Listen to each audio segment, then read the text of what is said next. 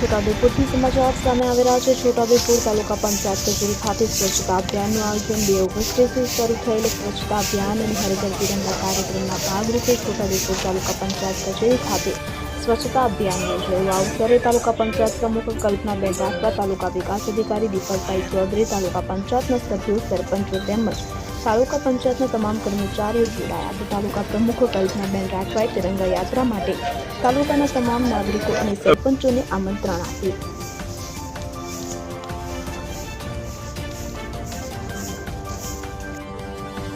આજ રોજ છોટાઉદેપુર તાલુકા પંચાયત કચેરી ખાતે સ્વચ્છતા અભિયાનનું આયોજન કર્યું।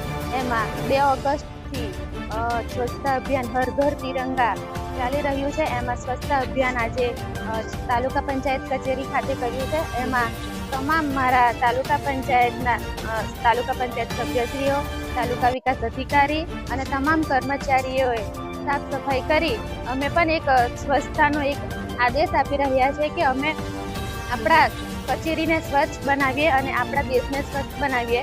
અને હું આવતીકાલે તિરંગા યાત્રા છે અમારા તાલુકા પંચાયતથી, તો અમારા તાલુકા પંચાયત કચેરીએ આપ સર્વે ઉપસ્થિત રહી અને આ કાર્યક્રમમાં સહભાગી થવું એવી આશા અને અપેક્ષા સાથે અસ્તુ। જય હિન્દ, જય ભારત। તારીખ 2 થી 15 સુધી હર ઘર તિરંગાનું આયોજન કરવામાં આવેલું છે। તેમાં આજે તાલુકા પંચાયતની અંદર કચેરીમાં સાફ સફાઈ કરવામાં આવી, જેમાં તાલુકા પંચાયત પ્રમુખશ્રી, તાલુકા સભ્યશ્રીઓ, સરપંચશ્રીઓ તેમજ તમામ સ્ટાફ હાજર રહી અને કચેરીની સાફ સફાઈ કરવામાં આવી। તેમજ કાલે તિરંગા યાત્રાનું આયોજન કરવામાં આવેલ છે।